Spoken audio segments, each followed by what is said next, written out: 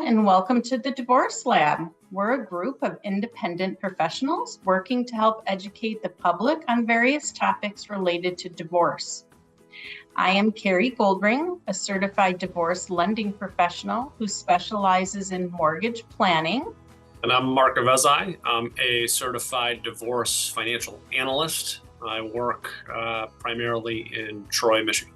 Hi, I'm Jim Chryssikos. I'm a family law attorney and mediator located in Troy, Michigan. So let's get started with today's show. Hi. Today we're going to talk about an interesting topic. We've all had people talk about documents lately, wondering what do we collect and how do we collect it and is it secure? So we thought we would bring it up as a topic for the Divorce Lab. And Jim, as always, we're going to start with you from the legal perspective. When you talk to someone, what kind of documents are you asking for and how do you get them? Thanks. Well, starting kind of from square one, I get a lot of people who will call for a consultation and they'll often ask me, what do I need to bring with me to a consultation? So for a consultation, I tell folks, look, if you have a general idea or concept of what the assets are, that's about all I need for an initial consultation. I don't ask people to bring in tax returns or pay stubs or significant amount of documents just for a consultation. But if you end up retaining, then we would look at what sort of process are you retaining me to handle. If it's a collaborative divorce case, for example, where we know we're likely going to bring in a financial neutral like Mark, then I would say, don't give me any documents. We're going to have a designated neutral person like Mark to gather those documents, and he'll describe what his process is. On the other hand, if it's for a litigation case, then I do have a checklist of some documents that I could provide, and that would include the things that one might expect. So I mentioned tax returns, I mentioned pay stubs. People don't always have access to all the retirement documents, bank account statements, but if they do, you can start to gather those. And I could provide a checklist of the things that I would need. And sometimes it covers everything, and sometimes there's more that's needed. In terms of the manner in which people provide that to me, I give people a couple options. Number one, I do have a secure client portal. So people just create a username and password, and they can upload documents into the client portal. Some people prefer not to do that, in which case they can then email them, they can drop them off, can even still fax them if you really want to. But I like to encourage people to use the secure client portal because A, it's the most secure for their protection. And then also it's uploaded immediately. I can just download it right into my client file. We can save a lot of trees, and it's very secure. So that's my process. What about you? Yeah, so something similar. First conversation, general information is totally fine. Nothing with any extreme detail for that initial consultation. But no matter what process we're using, whether it's collaborative or mediation, arbitration, whatever the case might be, we will send basically a homework list to the clients, right? And it is basically, as you can imagine, everything in your financial life we're going to be asking for. And so more information for us is better. And so we're going to ask for recent statements of all your investment accounts, your 401k, your 403b, your Social Security statements, your tax return, your mortgage, your pay stubs, lots of information we will be requesting. And so again, the more, the better. So I'm not going to bore everybody with every detail of everything we're going to ask for. But the more complicated your life is, the more we're going to ask for, right? If you're a business owner, we're going to ask for more. If you own individual real estate, single family, multifamily, we're going to ask for more, right? And so there's going to be some, I would say, overlap between Carri what we ask for, right? But there's going to be a lot of financial information that a lot of people haven't thought about. I'll give you one of them is their living expenses, right? Most people don't think a ton about what their budget is, what their monthly expenses are. And they definitely don't think about what their expenses are going to be after the divorce is finalized, right? Moving into this new house or staying in their current home, what does that budget look like? And so we typically need to spend a lot of time helping people work through that. And that can be a big challenge. Well, can I jump in real quick? Because I just want to make sure people understand, you know, if we have a case where we're working with a financial person like you, Mark, if we know that early enough, then the goal is really not to make clients duplicate effort. So that's why I had mentioned, if we know we're bringing in a financial neutral, like if it's a collaborative case or an early stage mediation case where we're working more as a team with the other side rather than litigation where it's more adversarial, then I'm gonna delay my request for documents because I know we're going to bring you in and you're going to have a very streamlined process, more thorough usually. And so yeah, I don't want to give people the impression that they're going to have to do all of this 2 or maybe even 3 times when you bring in a mortgage professional like Carri. And then also, obviously, a lot of people won't have access to their spouse's information. Sometimes they don't even have access to their own information. So that comes up quite often where they say, well, I don't have the online passwords or I don't have access to these records. It always goes somewhere to my spouse. And if it's a collaborative case where we have a financial neutral like you, that's no problem because whoever has the access is going to provide it. If it's a litigation case, on the other hand, where you're not working collaboratively with the other side, we have more formal discovery tools available to us. We can send, and we do an informal exchange of financial early in a divorce case. And so we're going to get it almost always that way, or if we don't get it through that informal exchange, we have formal discovery tools that we can send subpoenas, we can send requests for production of documents, and the other side has to respond and provide those statements and those financial records. So if it's not a collaborative type of case, don't worry, you can still get it.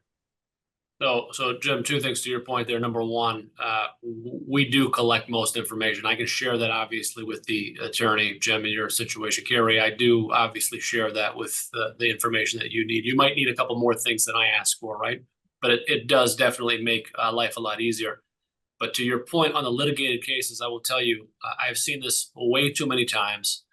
We, as the financial support system, have been brought into a case too late. Mm-hmm. It is, in my opinion, there's no point to bring us in too early because I've been in very, very large cases with multi-million-dollar situations, businesses, individual assets, multiple homes, multiple companies, and we're brought in after discovery is closed. That's a huge problem for the client because no offense to attorneys, you guys are, finances are not your expertise, right? That's not what they went to school for.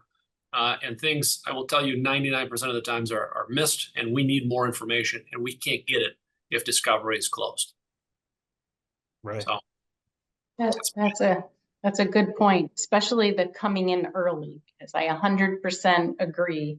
Sometimes I'll be called in to say, oh, so-and-so needs a mortgage because they're going to refinance the house. And then you find out, well, they didn't even qualify to refinance the house, but we could have got them ready to qualify if I was brought in earlier. So that is a huge point. And in terms of documents, especially since everything is digital, I'm hoping most people just have everything on their desktop and they're going to upload it, unfortunately to different spots, or they're going to give each of us permission to share what we have. And then I'm going to ask for probably very similar stuff to Mark, but probably not as intense.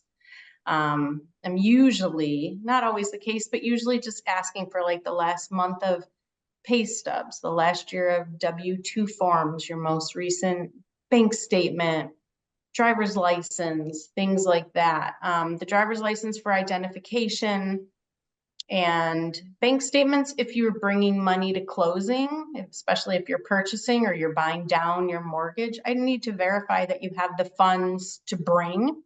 And then we have underwriters who are the decision makers looking to see, do you have other income coming in or other expenses coming out that didn't show up on a credit report that maybe we need to account for?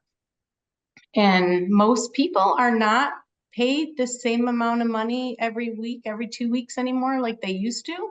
So you have a lot of people who are hourly but work different hours. You have people who are drivers who get paid on delivery or get paid by mileage, or some receive gas reimbursement, some don't, some have bonuses or commission. Like no one, the income is so different than what it used to be, and it's so hard. And then you have people with the rental income and people who are self-employed. So we try to look at that stuff ahead of time, because Jim, as an attorney, you're going to look at their income one way for calculating support payments.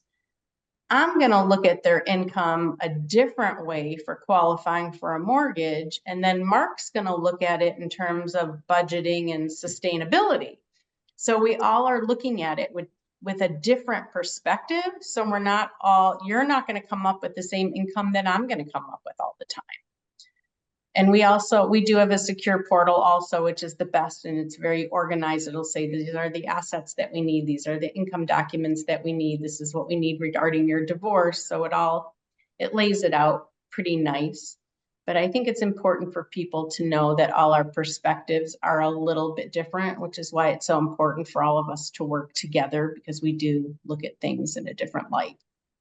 And I just want to touch on, why is it that people bring experts like Mark or Carri in so late in a case? The problem that you mentioned, Mark, that it's sometimes too late to gather needed information because discovery is closed, as an example. And I just offer my 2 cents on that. I do think some of it is some attorneys don't place a high priority or high value on bringing in outside experts, either because they don't think they're necessary or because they don't think of it because they're just too busy. And then I think some of it is also some clients are just reluctant to, even if they've been advised to meet with a professional. People can only handle so much on their plate at one time. I mean, they're going through these sometimes high conflict cases or almost always high stress. And when you start adding more to their plate, it gets a little overwhelming. And part of my job as the attorney is to help them understand this is to help take things off your plate, not add complexity, right, to your life. It's actually going to make your life easier by bringing in professionals, a financial and a mortgage person early, even if it doesn't seem that way initially. It does. That's a good point. And I'll add that a lot of times when I'm talking to someone on the phone that I was supposed to talk to a long time ago, but they never called, they say that they're scared. They're scared that they're not going to get the answer that they need, or they're embarrassed, or they really want the house, but they don't think they can qualify. And I'd say 9.5 times out of 10, when we are about to hang up the phone, they say, God, I wish I called you sooner. It was such a relief to talk to you. I don't have to worry as much as I thought I had to worry, but that worry almost stops them in their tracks. And probably, Mark, the same for you too. When they're done talking to us, they have direction, they have solid answers. And a lot of times if it's, well, you can't do that now, it might be, well, let's do this, this, and this, so you'll be ready to. When we're brought in early and you have all those months to get someone prepared, like for me, it might be building up credit or paying a debt down or getting a job, who knows what. But when you have all that time, while a lot of times, it's hurry up and wait, right? And you can work on these things instead of just waiting, the whole thing is so much better. And frankly, again, the more complicated their life is, the sooner the outside experts other than the attorney should be brought in to help. And totally understand, obviously, it is, Jim, to your point, it's an extremely stressful time. And there's only so much people can handle. Yep. But the sooner you reach out to an expert, the better your life is gonna be, because you're gonna get that clarity that Carri was talking about. Yeah, It's almost like going to the doctor, what you described, Carrie. People are afraid of what they're going to hear, but once they're done, it's like, would you rather know early or would you rather find out when it's too late, right? Right. Because sometimes it's too late and we can't change things. There's even little words that I want to change in a settlement agreement to make something happen. And if it's already written and agreed upon, no one's going back.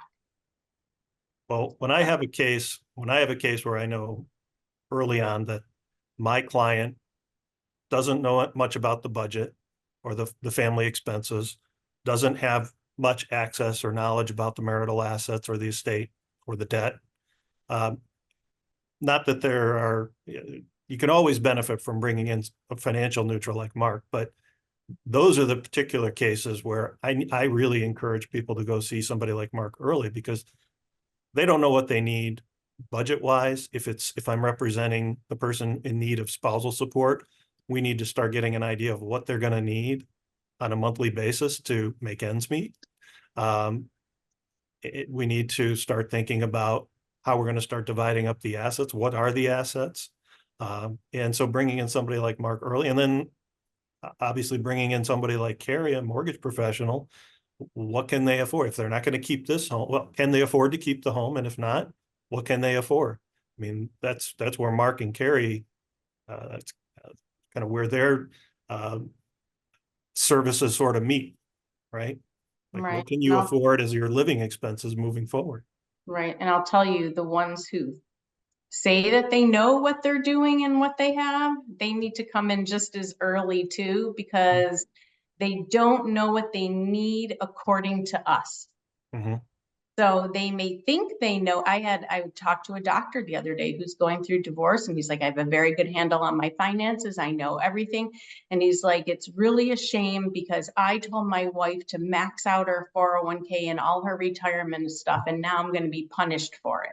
And I'm like, wait a minute, that's not how this works. But he was dead set on this is how it works because he knew, but he didn't. So everybody really needs to come in ahead of time. Sounds wonderful. Well, if there's any other topics that you want us to talk about, please let us know. And we really appreciate your time and listening to us. Thank you. Thank you for listening to us today. You can find us on the divorcelab.com. You can feel free to take a look at our other episodes, and you can also leave some questions or comments for us on there as well.